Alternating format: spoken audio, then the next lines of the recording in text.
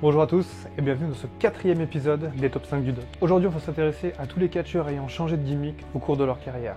Une gimmick, qu'est-ce que c'est? C'est un personnage que l'on incarne à l'écran, avec ses valeurs et ses idées. On démarre tout de suite ce top avec le numéro 5.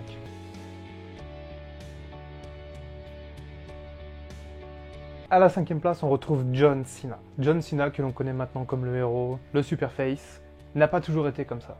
Il a démarré sa carrière en 2003 sous le nom du Prototype. Alors le Prototype c'était quoi? C'était un espèce de robot cyborg surpuissant avec les cheveux décolorés. Puis sa gimmick a évolué et il est devenu le Doctor of Togenomics. Certains s'en rappellent peut-être, le Doctor of Togenomics était un personnage heel, donc provocateur, méchant, et qui venait au ring en rappant. Petite anecdote sur ce personnage, Paul Heyman à l'époque trouvait la gimmick ridicule et voulait absolument arrêter ça, de peur que la carrière de John Cena ne tombe à l'eau. John Cena lui avouera dans une interview qu'il pense que cette gimmick l'a justement aidé et l'a poussé jusqu'au main event. A noter qu'à l'époque, John Cena sortit un album de rap. Ensuite, John Cena est devenu The Marine. Une image un peu plus clean, un rôle de face très prononcé, l'image de la compagnie, le champion du monde. Cette gimmick l'a suivi pendant des années et lui a permis de faire des matchs vraiment sympas et lui donner un rôle de champion. Maintenant, John Cena est en fin de carrière, il a toujours cette gimmick de héros, mais il est plus dans un rôle intermittent et préfère donner sa chance aux jeunes catcheurs. Maintenant, il a même la coupe de JBL. John Cena pense que sa gimmick de Dr. Togenomics l'a poussé au sommet. Et vous, qu'est-ce que vous en pensez? Dites-le moi en commentaire, je suis curieux.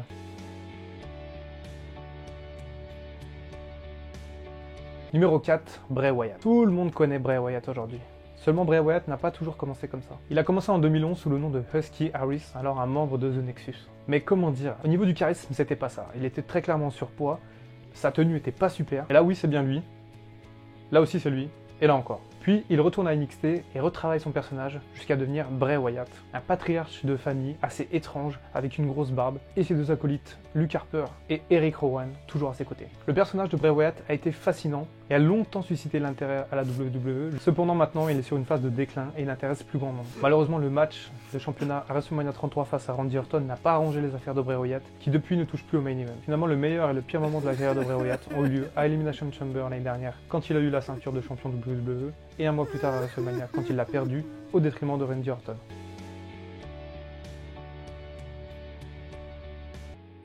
Numéro 3, Mick Foley. Mick Foley et ses nombreux personnages. Mick Foley démarre à la WCW entre 91 et 94 sous le statut de Cactus Jack, un rôle-à-loi intrépide qui n'a peur de rien. C'est pendant cette période qu'il va perdre une oreille dans un match contre Vader, sa tête étant coincée entre deux cordes du ring, lors d'un match pendant la tournée européenne à Munich. Pour la petite anecdote, il décidera de ne pas se faire recoudre l'oreille puisque ça devait se faire au même moment que l'un de ses matchs. Il garde cette gimmick quand il passe à la ECW entre 1994 et 1996, mais change radicalement lors de son arrivée à la WWF. La WWF qui est experte à l'époque pour modifier les gimmicks des personnes qui arrivent. Il devient donc Mankind, traduit par humanité en français. Un personnage sombre, préoccupé. Mankind aura des moments magnifiques à la WWE, notamment ce fameux Hell in a Cell match contre l'Undertaker où il chute 2 fois du haut de la cage. L'un des plus grands moments de Raw, lorsque Mankind arrive à battre The Rock grâce à une intervention de Stone Cold Steve Austin. Ensuite, Mick Foley change à nouveau de gimmick et devient Dude Love.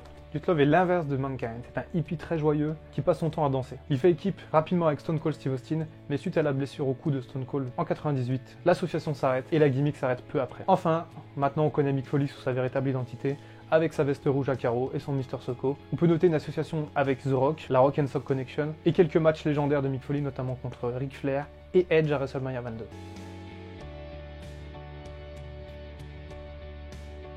Numéro 2, Hulk Hogan. Tout le monde connaît Hulk Hogan, une icône des années 80 et des années 90. Sa première gimmick a duré pendant des années, celle du American Hero. Une gimmick de personnage imbattable, avec des valeurs, un sens moral incroyable et une force pour battre tous les méchants de l'époque. En 1994, Hulk Hogan signe à la WCW et son personnage commence déjà à battre de l'aile.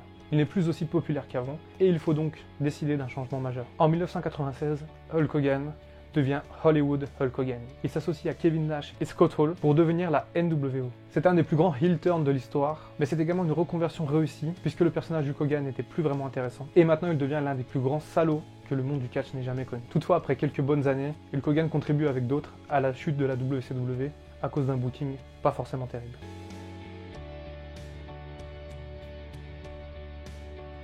Numéro 1, l'Undertaker. L'Undertaker, on le connaît tous. C'est une légende du catch. L'Undertaker démarre en 1989 sous le nom de Mean Mark Callis.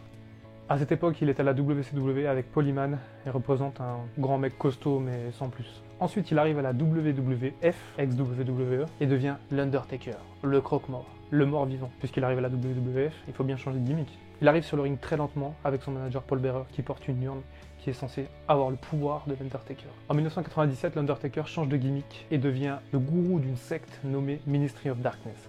C'est une gimmick plus sombre, l'Undertaker est plus humain, mais plus démoniaque. Cette gimmick, toutefois, ne durera pas très longtemps. L'Undertaker prend un temps off en 1999 et revient en 2000 sous la gimmick de l'American Badass. L'American Badass, c'est un mec, un biker, un rocker. Il n'y a plus d'histoire de croque-mort ou de démons. Voilà, l'Undertaker est devenu humain. Ce changement de gimmick est un vrai renouveau pour l'Undertaker. En effet, son côté badass lui donne un vrai charisme.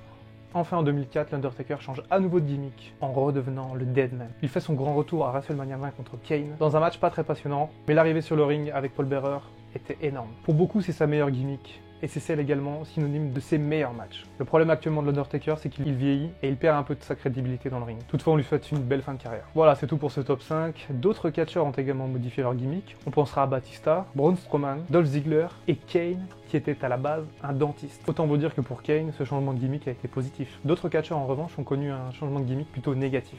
On pensera à Cody Rhodes, Adam Rose et Diamond Dallas Page, qui après avoir fait les belles heures du main event de la WCW, est arrivé à la WWE en tant que voyeur. Finalement, une gimmick, c'est crucial pour un catcheur. Si une gimmick est ratée, ça ne prendra pas avec le public et le catcheur verra sa carrière prendre un coup. Voilà, cette vidéo touche à sa fin. J'espère que ce conseil vous aura plu. N'hésitez pas à me dire en commentaire quels sont les changements de gimmick qui vous ont le plus marqué.